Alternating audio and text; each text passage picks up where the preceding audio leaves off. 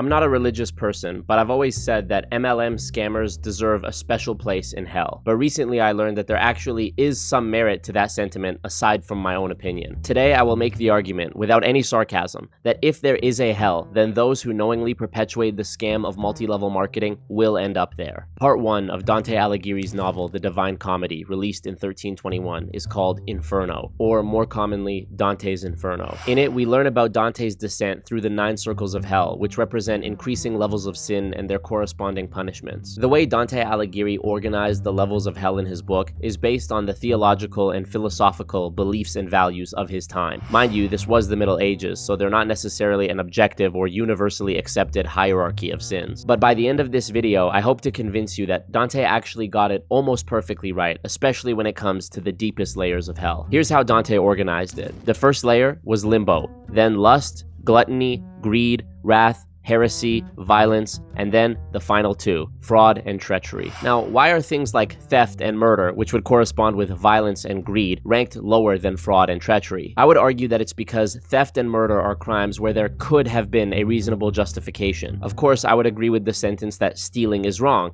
but what about stealing medicine to give it to a sick child? Killing is wrong, but a fight that escalated and caused someone to die could be argued as not being a premeditated plan to murder someone, but an accidental killing, which could be labeled as manslaughter or self-defense or a crime of passion. I think this is why it can be argued that the worst crimes are those where there is no reasonable justification. Both fraud and treachery require a purposeful and calculated deception, and it's even more unforgivable when this deception is perpetrated onto someone who trusts you. This is why crimes against animals or children are regarded by most people as the worst kinds of evil that a person could commit. So, if we hold it to be true that the most despicable crimes are those that require a betrayal of someone who trusts us, how are we then to look at the people who perpetrate the scam of multi-level marketing? Well, unlike a traditional scam, most scammers would probably still at least have the decency to not scam their own friends and family. If they did, we would probably consider those people to be sociopaths or psychopaths with no moral compass whatsoever, who only looked at people as a means to achieve whatever self-satisfaction they were after. Even these people would likely know deep down that their actions were having a negative impact on their victims, but maybe they have some made-up justification or excuse for themselves. This unrelenting selfishness is what made Bernie Madoff one of the most reviled financial criminals in history.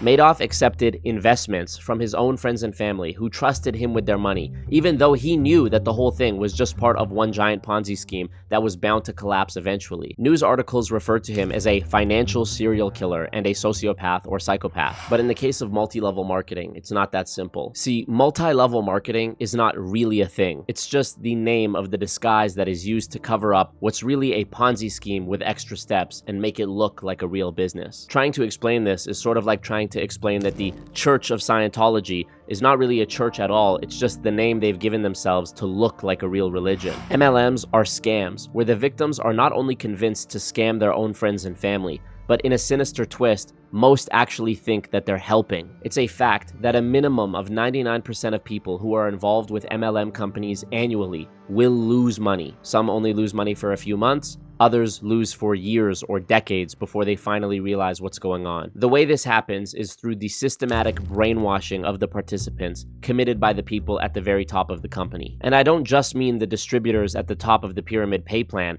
I also mean the executives at the corporate level who have meticulously designed the system with the 99% loss rate built in. These are the people who know, without a shadow of a doubt, what they are doing. Consulting agencies like the Sheffield Group exist with the sole purpose of creating these compensation plans for MLM companies. Some of their clients include Amway, Young Living, and Isagenix. Another example is MLM for CEOs, which is run by this man, Richard Sletcher, who I've done a couple live streams about in the past. Here are some of the compensation plans that he could help you implement if you were interested in starting up your own MLM company. You might choose the unilevel plan, the binary plan, or the forced matrix plan. The one commonality between all of these plans is that they are an endless chain where most people are destined to lose. This is because if every new layer of downline recruits is growing larger than the one before it, the majority of people in the company at all times will be in the bottom layer, which means they will earn no recruiting-based income or bonuses because they have no one under them. Even the people in the second lowest layer will lose money because they only have a few people under them at most, which means that even if they are making some money, they're likely still unprofitable. Even going up into the higher layers will reveal more hidden expenses. This could be pressure or even a mandate to buy additional trainings or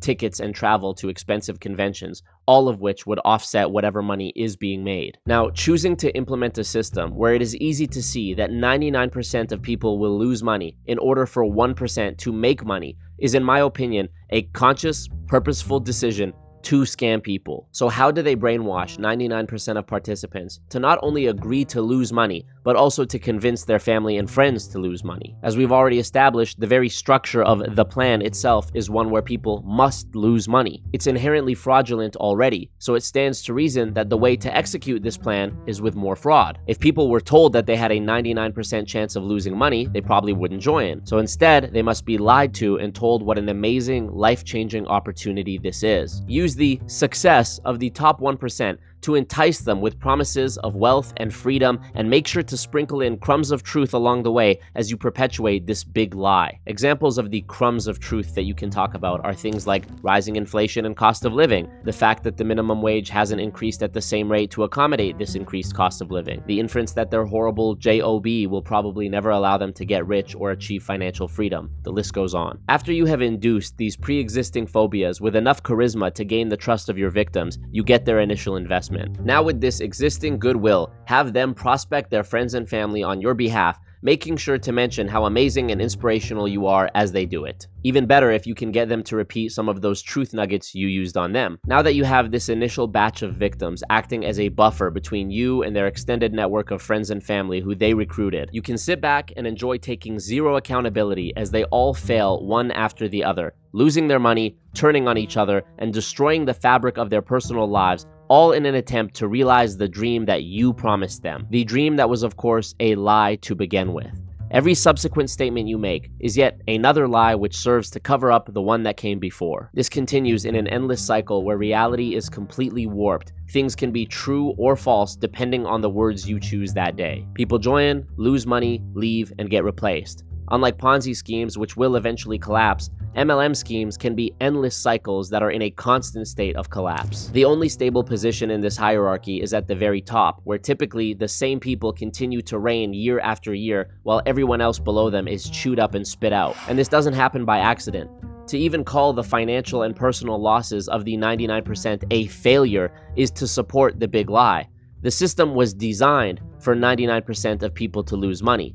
So the 99% failure rate is actually a 100% success rate. The system is working exactly as it was designed to work. This is why, in my opinion, MLM is effectively legal crime. We can see that the system is inherently fraudulent. We can see the results are that 99% of people will lose money, but it is legal. Because of this, and again, this is my opinion, MLM companies attract psychopaths and sociopaths like a moth to a flame. False promises of wealth, which constitute fraud, are disguised as direct selling or network marketing. This kind of deceptive doublespeak is rampant in MLM. Literally, almost every single phrase or term used by multi-level marketing recruiters is doublespeak, is a form of lying. In MLM, the more lies you tell and the more people you tell them to, the more successful you will be. Fraud and treachery are not just symptoms of bad actors in MLM. They are the core principles of MLM. MLM expert and author of Ponzinomics Robert Fitzpatrick writes,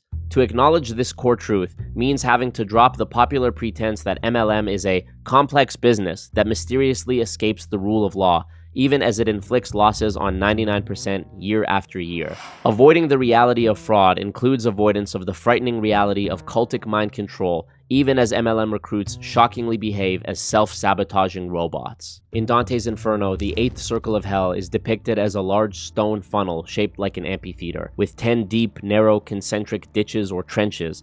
Each of these ditches house a different kind of fraudster, and each have their own unique punishments. Panderers and seducers, who deliberately exploited others to serve their own interests, are stripped of their free will and scourged, forced to walk around in circles for eternity while being whipped by demons. Flatterers, who also exploited people by abusing and corrupting language to play upon their desires and fears, are steeped in excrement, which represents the false flatteries they told on earth as they howl and fight amongst themselves. Others are forced face first into the ground while flames scorch the bottom of their feet. The list goes on. Finally, we get to the ninth circle, which, despite what you've probably seen in other media that depicts hell as being covered in flames, it is instead depicted here as a large frozen lake where Satan himself resides. The bodies of the sinners are partially trapped in the ice, and the exposed sections of their body are subjected to an eternal freezing wind. Dante writes, "The treacheries of these souls were denials of love, which is God, and of all human warmth. Only the remorseless dead center of the ice will serve to express their natures." The most famous inmate here is Judas, the apostle who betrayed Christ, and his punishment is the most severe. His head is chewed on by Satan, who is depicted here as a giant three-headed monster with bat wings and the lower half of his body frozen in the ice. While his head is being chewed on, Judas's back is shredded by Satan's claws. This goes on forever. For the MLM scammers who willingly commit the shameless betrayal of the most vulnerable and desperate people in society, and by extension their friends and family, using lies, coercion, and doublespeak, I can't think of a more appropriate fate than those laid out in Dante's Inferno.